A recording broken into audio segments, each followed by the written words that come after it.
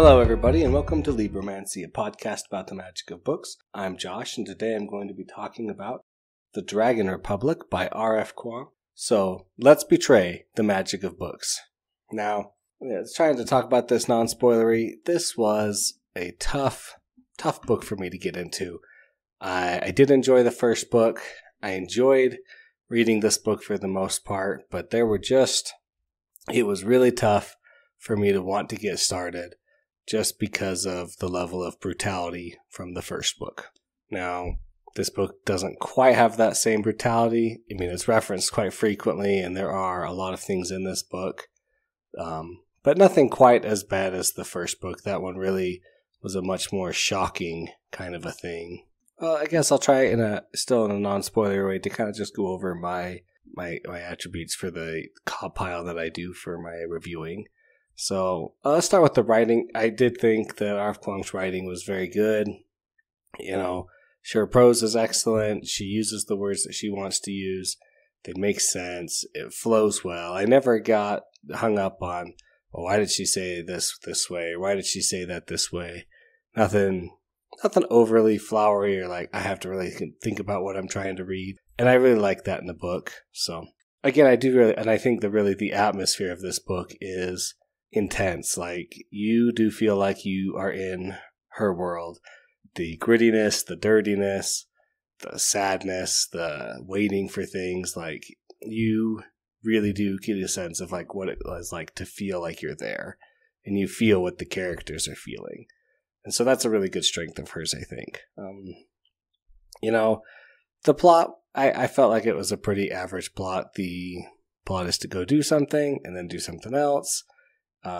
Nothing too crazy or way out there. So, nothing bad.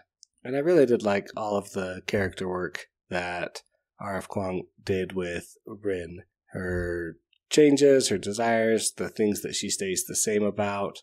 I thought it was very well done. And I think I'm actually just going to have to start talking about spoilers now, because I really don't have much else I can say without getting into it. I liked it better. Probably still not worth a reread. Less brutal, less violent. Different book.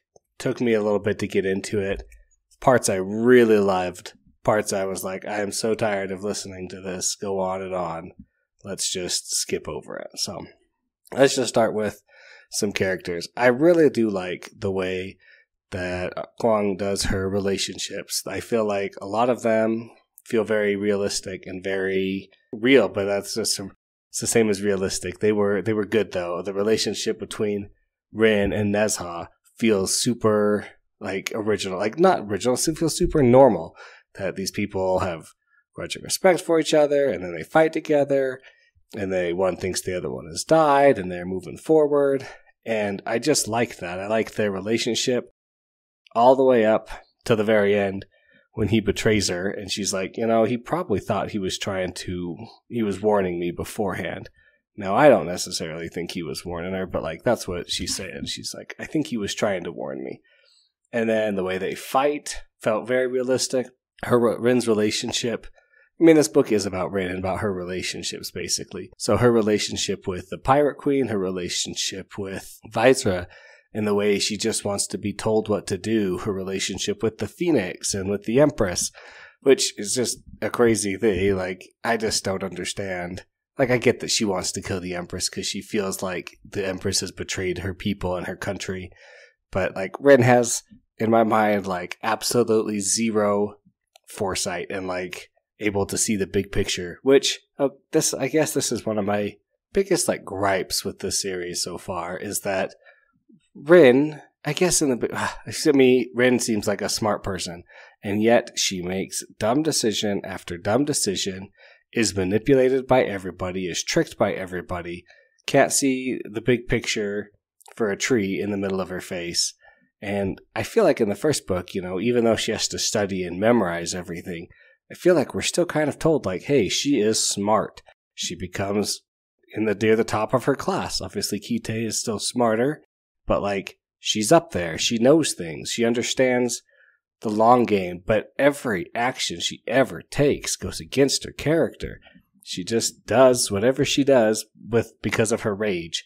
And this was even before she's always been Spearly, but before she was like a phoenix-bound Spearly, which increases her anger and her rage. Like, she just always is manipulated by people and doesn't see it. Oh, I promise you this. It's like, you know better. Like, you've been through a war, part of a war already. You know that people aren't going to trust you, or like that aren't going to like tell you everything. And yet you just accept everything they say as fact and that it's all good. Like, the idea of the Republic that Viceroy puts out. He's like, I want you to help me break the Republic, make the Republic, and we'll give people the right to vote, and we'll do this, and we'll do that. And she never once thinks, well, what happens after we've accomplished everything? He'll just let me live. You know, especially as she's meeting with the Hesperians, and they're like, oh, we want to study you, and you're an agent of chaos, and we can't abide chaos. Or when she's working for the Pirate Queen, and she's like, I will work for the Pirate Queen, and the Pirate Queen will give me money and all these ships and weapons, then we'll go kill the Empress. But like, when you think about it for 5 seconds, why would the Pirate Queen give you things to defeat the Empress, making the Pirate Queen less important and less powerful? She wouldn't. Like, but these are things that she should have thought of. And so I didn't like that part. Rin is always reacting to things and being betrayed, which, like I said in the very beginning, you know, betray the magic of books. I felt like the betrayals were all over the place in this book. Every person she's around is going to betray her. The Pirate Queen betrays her. Vraisa betrays her. Nezha betrays her. There's a betrayal among the Ketreidids, the ones who speak in the mind and have all the shamanic knowledge. There's a betrayal there. The Hesperians betray them. Like, every other sentence or chapter felt like somebody is betraying somebody. Rin betrays Vraisa by trying to let the Pirate Queen know that she's going to be targeted and to try and escape, which in that case, you know, Rin's, I guess we're in her point of view, and she's just trying to escape. She's not trying to betray the world, you know, like trying to survive. Makes more sense. Solon, the rabbit general, I think, he betrays, or the snake general, he betrays Vraisa and the Republic. Like, I get that there's betrayals that happen in war, but I don't need every single person to betray every other single person in the entire story over and over and over again. So that's it. Back to Rin and her relationships with people. I liked them. I thought it was really well done for the most part. The different ways her relationships work with people and the way they're broken and reforged. I liked it a lot. Now, let's talk about some of the things I really liked about this book. I really liked, you know, seeing that Nezha is like a shaman or a half shaman with a dragon, which was just cool to see that he's got this power, but he's too scared to use it and it always hurts him. And I was like, Rin, you don't know like how much pain he's in. Like, it could be a completely different pain than you, but you, of course, are too short-sighted to see it. So they fight, obviously, but just learning that was cool and seeing him use it and getting that story, that was pretty cool. I loved seeing the Ketreids and the Nemeds, and I wish we could have learned more and been like, let's learn more about the shamanic arts. I love the anchoring, although I was like, you guys did the anchoring, you twins did the anchoring at 10 days old? Like, have you ever met a 10-day-old baby? They can't do anything. They can't inflict a mortal wound on a deer, like, unless somebody's holding it with them, and then why wouldn't they be included in it since, you know, it's their action that does it? Let alone the whole spirit part where they have to, like, join the spirits, and that was like, it's like, that's just 10 days old is too young. 10 years old? Sure. 5 years old? Sure. 10 days? That part was a little bit, out there for me. And then I was, I don't know if it was just because of the length of the time the twins were bound together or anchored together versus the length of time that Rin and Kite were bonded together or anchored together.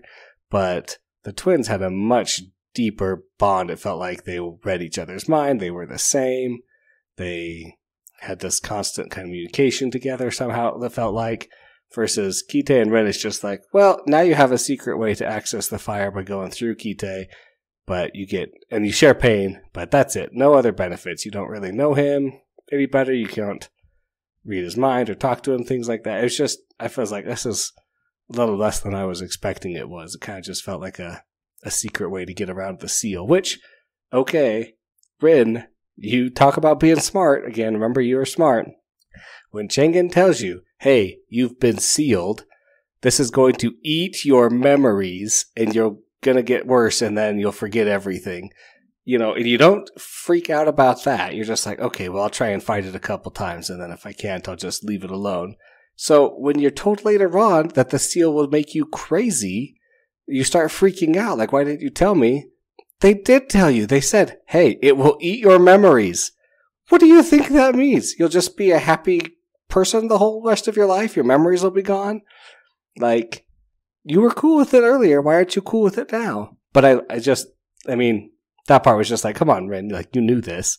But I love that we see, like, oh, that's why Jiang was so weird and so, like, scared, is because he was sealed, and then his seal was either breaking or he was starting to remember, and that's why he was able to start doing more and summon, but then he gave up and went to Chihol Korik. Like, oh, that was cool. I loved learning about that. I loved seeing that.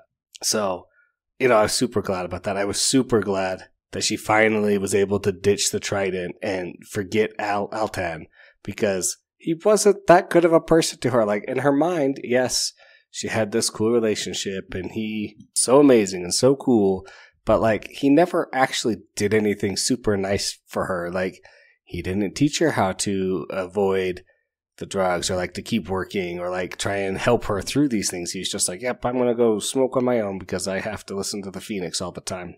And it's not like, don't get in this deal with the Phoenix, it's scary. And then sacrificing himself at the end, which I don't know if you can really call it a big sacrifice. He just, he didn't do much versus what Rin did. And then, her blaming herself for it. It's like, no, he made that decision, Rin. Like, you are not responsible for Altan killing himself. But like, just say bad things about him all the time. Like, he's dead. He doesn't care. He's not going to come back and get you. You know that. Like, I'm so glad that she ditched the trident, though, and finally went with swords, because she's like, oh, look, I actually can't use this trident because I wasn't trained on a trident. I was trained with swords, and that's what I'm better with. So I loved that. I loved, just the thinking and being like, oh, the trifecta. They were anchored to each other, maybe, and that's why their bond is so weird, because the Sorkin Sierra is like, you can't triple bond. That's bad. You could only double bond. And triple bond, if one person reacts, it forces the other two to react. And then that forces more changes. And so maybe that's what happened. And, it's just like, what is going on with Daji, the Vipress, the Su Daji, the Empress? Is she a good guy? Is she actually a bad guy? She gives lots of good reasons. Seems like she's scared of something else, which could be the Hesperians, because let's face it, they're crazy. I loved seeing the Hesperians because it really kind of takes like the religion, the Christian religion, of a single God, and you have to be pure in the missionaries, and like brings it in from this outside perspective and shows like some of the horrible things that people have done in the name of that, which is whatever. But like, it was a good portrayal of it. I like that. I saw that and I'm like, oh man, here they come in. They're taking over, the Hesperians, true masterminds. But like Su Daji's like, hey, Rin, come hang out with me, because Rin just didn't kill her because she thought it was too easy. I was like, that took me out a little bit. I was like, yeah, you just caught the Empress. You tricked her. You kind of got her. You just killed Phelan, the wind god. Well, killed, buried under thousands of pounds of rock, which shouldn't matter for a wind god. I mean, unless his body's broken, I guess. But I was like, you got the Empress. Like, and he starts killing her. And it's just like, no, this is too easy. I'm going to puncture one of her eyes out, and then I'll kill her. And it's like, just kill her if you want to kill her. But the Empress, and I want to see this. Like, I want to know more about that. And another question I had is the dragon that Nezha's bonded to, is that the Dragon Emperor? I keep feeling like, we've saw Jiang, we've seen the Vipress or the Empress, and we never know what happened to the Dragon Emperor. He died. But if he dies, then they die if they're bonded together. So I'm kind of like, what's going on with this? This is interesting. Like, maybe he lost control and went to the dragon, and the dragon gods reformed his body into a real dragon. Or, for the longest time, I thought Nezha was going to be the Dragon Emperor, that the Dragon Emperor just kept being like reborn into his family. Or in like times of need, he would be reborn into the Dragon Republic, the Dragon, family. And that's not happening so far. I mean, he's got the cool tattoo and the nearly unkillableness, but I was just so excited for that stuff. Parts I wasn't. I mean, the whole thing with Jinza and flying up and going up north and just going and going and going and being like, I'm not going to listen to my advisors. I have to do everything. I have to be the best. And it's like, just listen. Like, these people are smart for a reason. Listen to them. They are your advisors. Don't just assume you know best just because you want to know best. That is not the way to like lead people and get on the good side of the Hesperians, is to just throw away everything and ruin your whole fleet on a whim, right? Didn't like that. I loved that Rin got to fly. That was a really cool and exciting scene, just to be like, oh man, she can fly. It was a little bit kind of a, like, here's just something you need, but I still liked it a lot. I thought that part was a lot of fun. And then they're going up to meet with the Pirate Queen again and become part of her crew again so they can survive. And now they have to fight against the Republic, which they just helped build, because it's not a true Republic. It's going to just be the Hesperians. The Hesperians who have guns and dirigibles and like a super fleet. The Empress is still doing something else. Like, I don't know. I'm kind of excited to see where the next book goes. It's a weird feeling. Excited about what's going to happen, but I'm not like super excited about it, if that makes sense. Like, I want to know, but I also don't really care that much. And here's a thought I just had. If you've read The Traitor Bardu Cormorant, the Hesperians remind me a lot of the Masquerade in the way they kind of run things. So that's just a thought I had, that I like that, the way that works though. So, I think that's going to be everything I have to really talk about the Dragon Empire, or the Dragon Republic by R.F. Kuang. Thanks for listening, everybody. Thanks to David Hillowitz for the intro and outro music. Of course, if you have any questions or comments, or you think you know a book I'll like that I should read, you can send that to libromancypod@gmail.com. Please remember to like and subscribe wherever you get your podcasts from. That's always super helpful. And remember to betray the magic of books.